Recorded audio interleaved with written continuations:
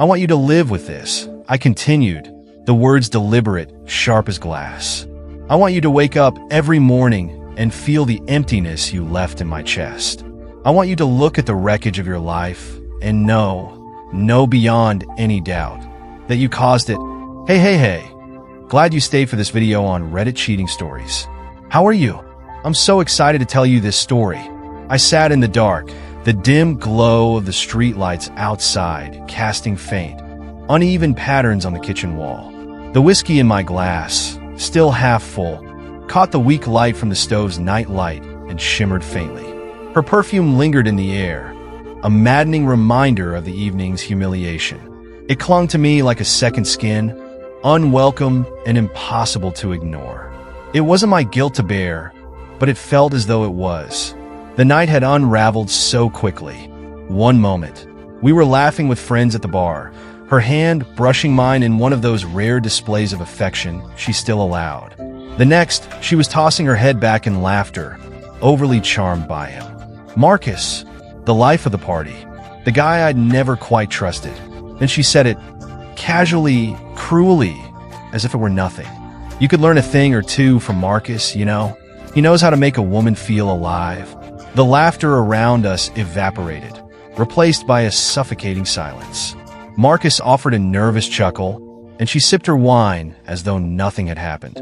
My face burned, not just from her words, but from the pitying looks of the others.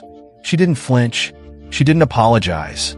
Shaming me in public had become second nature to her. I left before I could say something I couldn't take back. She didn't follow. An hour later, my phone buzzed. Her name lit up the screen.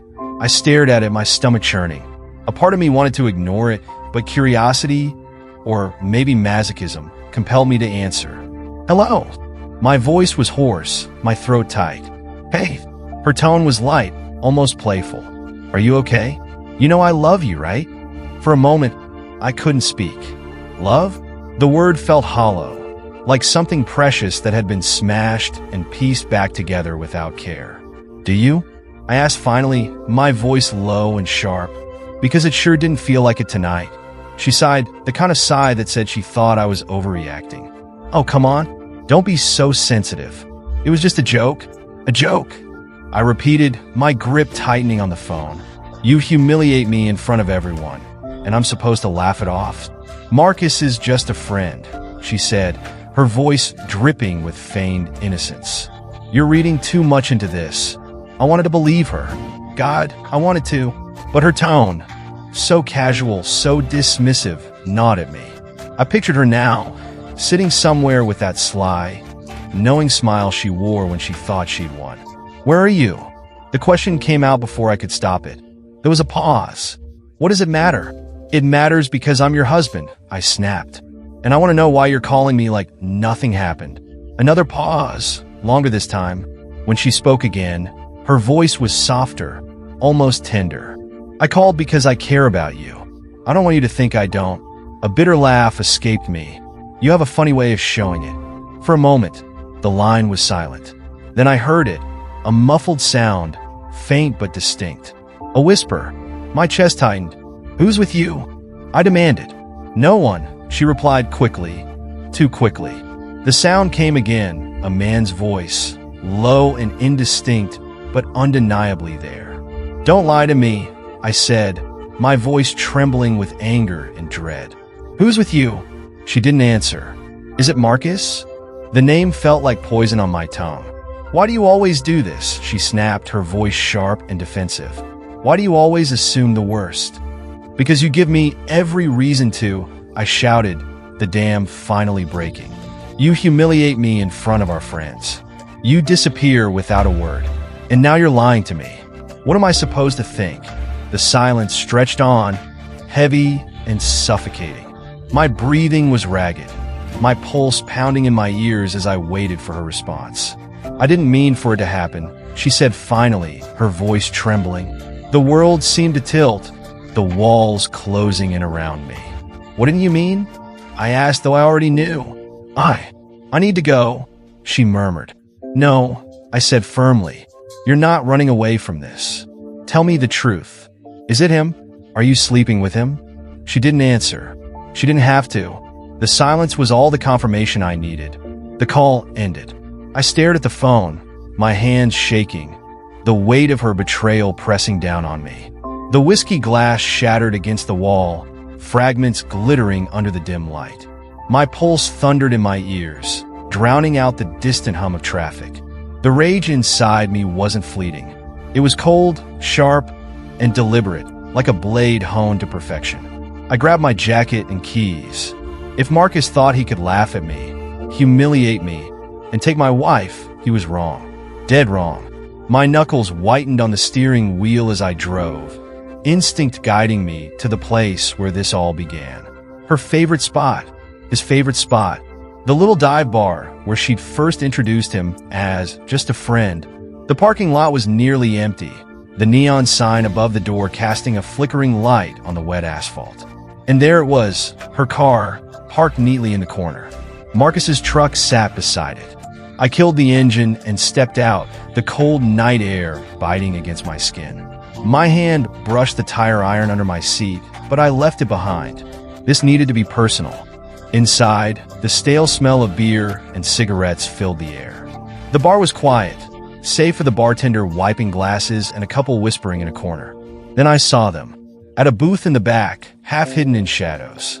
Her laugh, so familiar and yet so foreign, carried over the hum of the jukebox. She looked up first, her smile faltering as our eyes met. Marcus followed her gaze, his expression shifting from surprise to something that looked a lot like pity. That look ignited something primal inside me, setting my blood on fire. "Hey man," Marcus said, raising a hand like we were old friends. "Listen, this isn't what it looks like."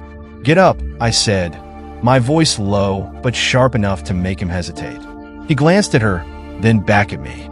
"Look, I think you need to calm." I didn't let him finish. My fist met his jaw with enough force to send him sprawling against the booth. The bartender shouted something, but I didn't care. All I could see was Marcus clutching his face, blood trickling from his lip as he scrambled to his feet. "Are you crazy?" he shouted, holding up his hands defensively.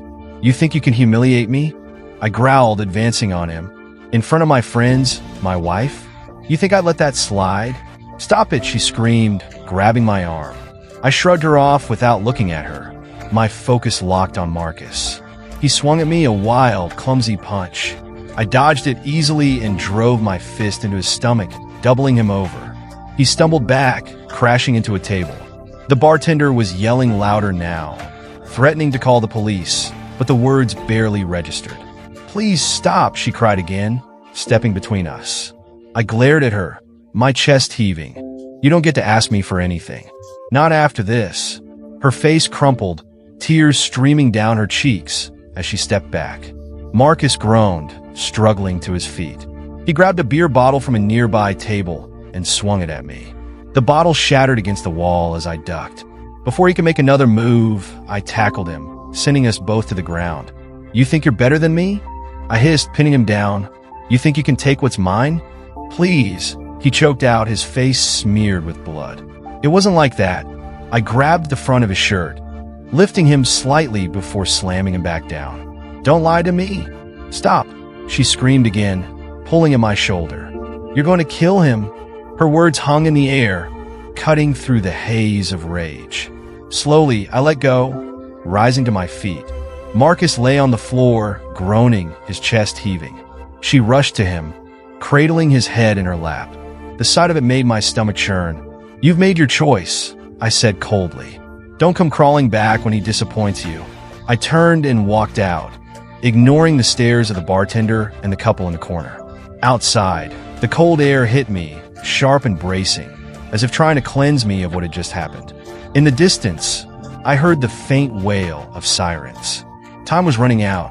I climbed into my car, started the engine, and drove off, leaving them to deal with the aftermath. They deserved each other. Underscore underscore underscore underscore underscore underscore underscore underscore underscore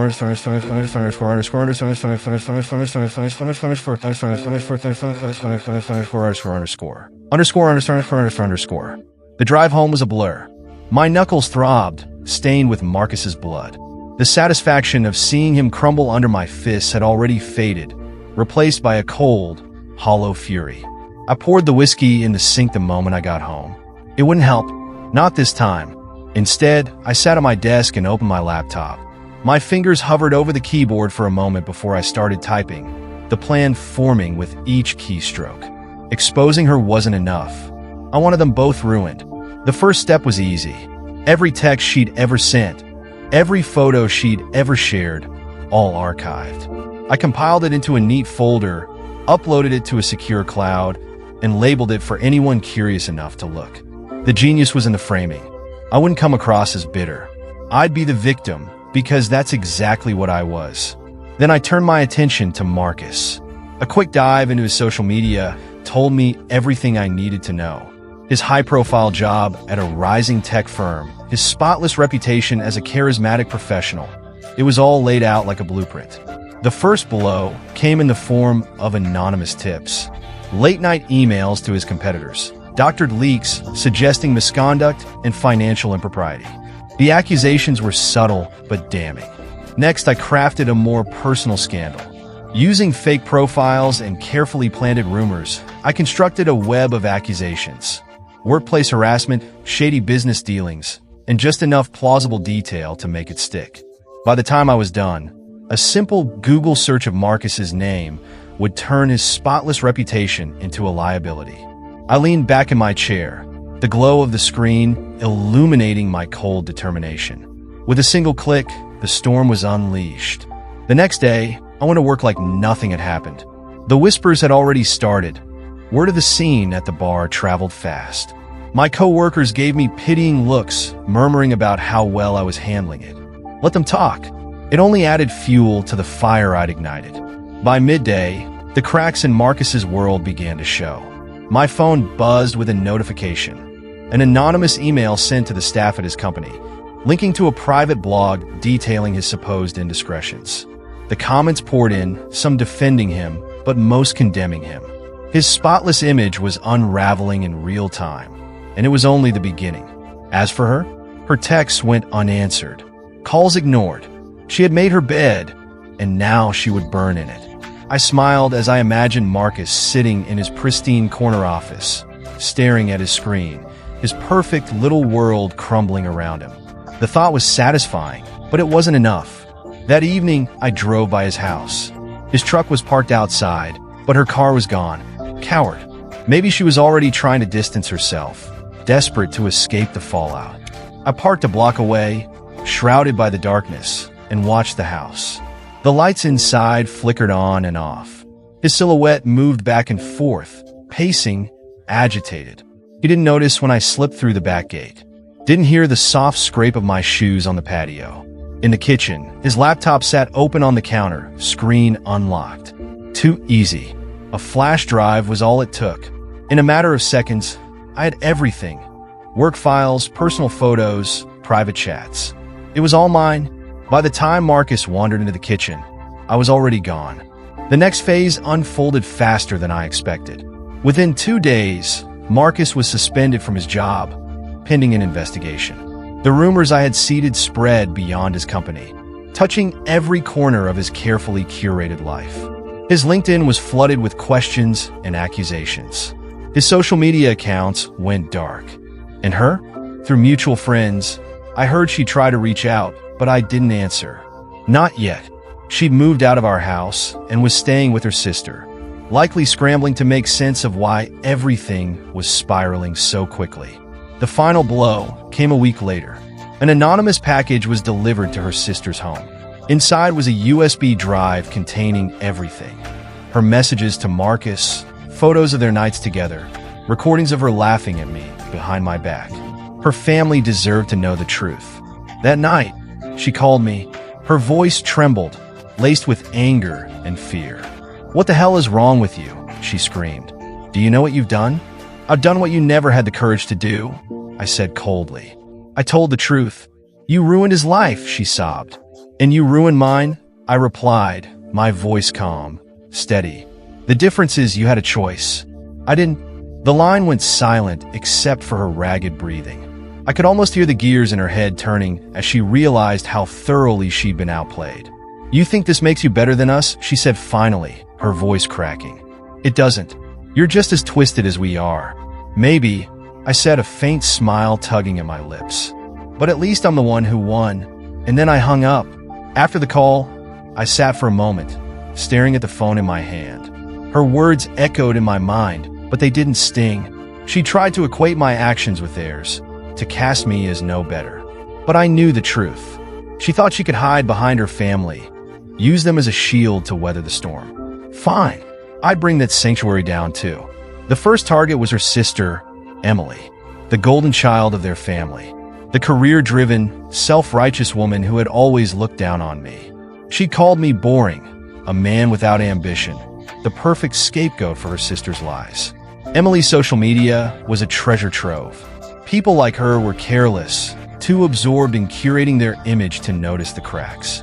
Within hours, I had what I needed. Old posts and tagged photos hinted at an affair with a married coworker. She tried to scrub it clean, but the internet never forgets. From there, I moved quickly. Using an anonymous account, I sent a message to her company's HR department. Attached were screenshots of her texts and photos with her lover, along with a fabricated email chain suggesting the affair had led to preferential treatment. The narrative practically wrote itself. Next came her father, a man who'd never hidden his disdain for me. He owned a small chain of restaurants, successful enough to make him feel untouchable. I decided to change that. A few well-placed calls to local health departments, coupled with anonymous tips about unsanitary practices, set things in motion. Health inspectors arrived within days.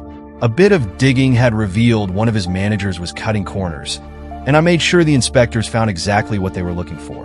Violations, fines, temporary closures. His reputation, meticulously built over decades, was suddenly in freefall. And her mother, the sweet, doting woman who had always turned a blind eye to her daughter's flaws? I sent her an anonymous letter detailing everything her perfect daughter had done. Every sordid detail. It wasn't cruelty. It was justice. By the end of the week, her family was in shambles. Emily was placed on administrative leave, her career hanging by a thread. Her father's businesses were struggling under the weight of bad press and mounting fines. The cracks were spreading, and there was no stopping them.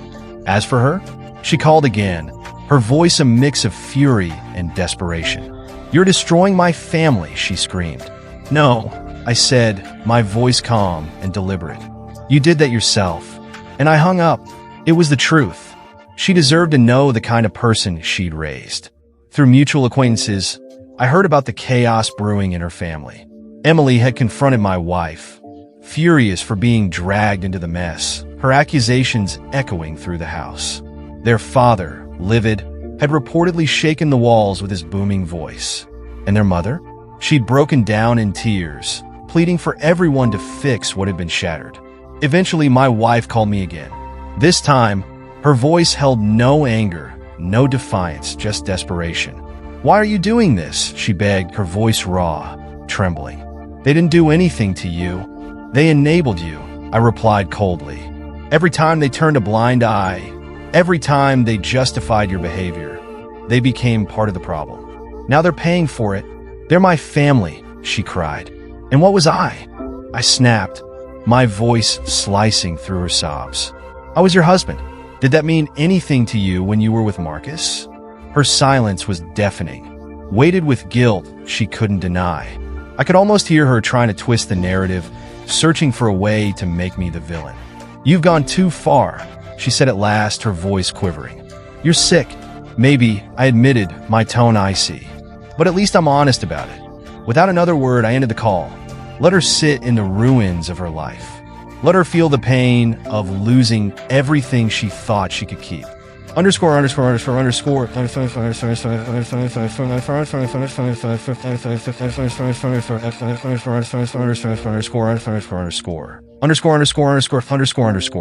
In the days that followed, fragments of their attempts to rebuild reached me.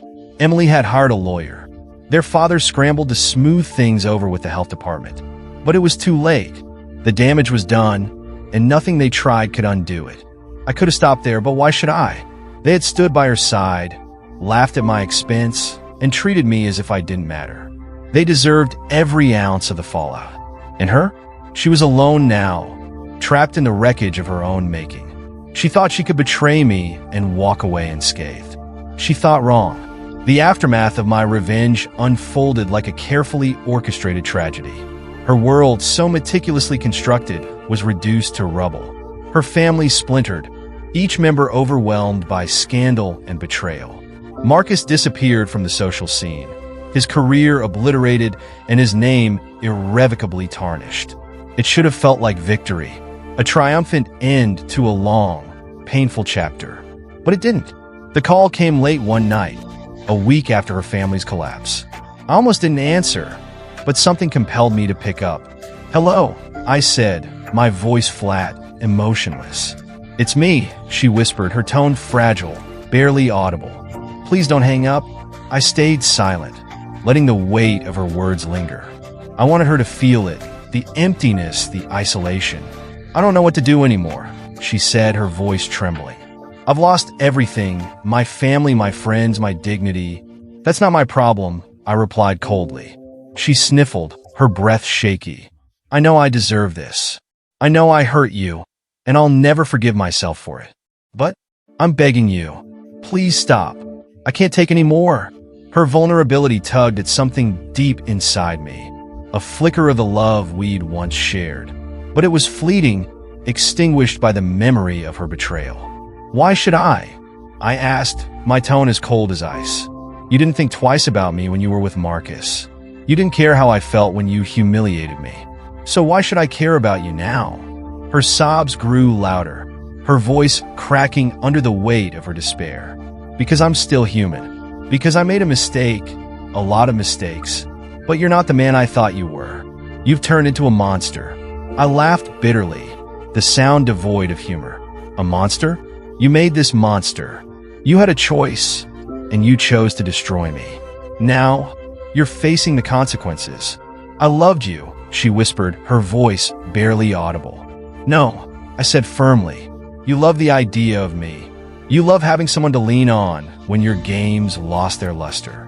That's not love. That's convenience." She didn't respond. The silence stretched thick and heavy. For a moment, I wondered if she'd hung up. Then, her voice came again, hollow, broken. "What do you want from me? An apology? My soul? Take it. I've got nothing left.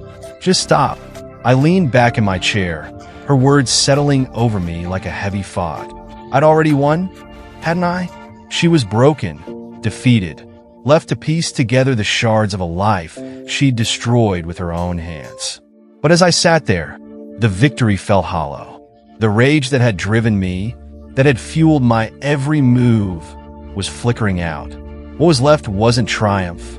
It was something colder, quieter, harder to define. "Do you know what I want?"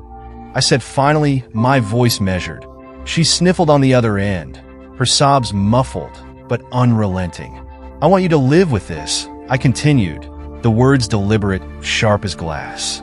"I want you to wake up every morning and feel the emptiness you left in my chest. I want you to look at the wreckage of your life and know beyond any doubt, that you caused it." Her cries grew softer, her pain spilling out like an open wound. I closed my eyes, letting the weight of my own words hang in the silence. "But I'm done," I said, my tone shifting, softer now, but no less resolute. "I've made my point. You're free to crawl into whatever hole you can find. Just don't ever come near me again." Before she could respond, I hung up. The finality of it settled like a stone sinking into deep water.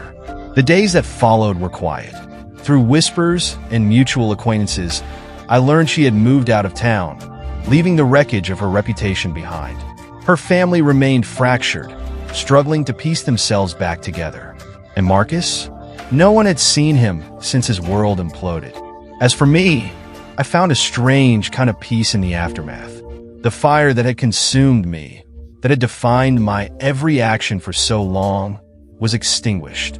In its place was a void, not the raw, aching emptiness I'd feared, but something quieter, calmer.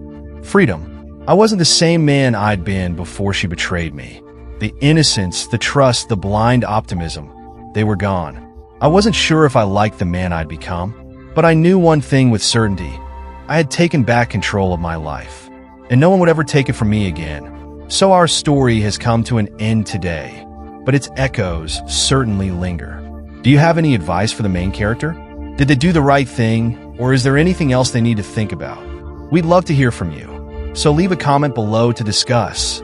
Don't forget to like, subscribe, and turn on the notification bell so you don't miss any of our next interesting stories. See you in the next video on our channel.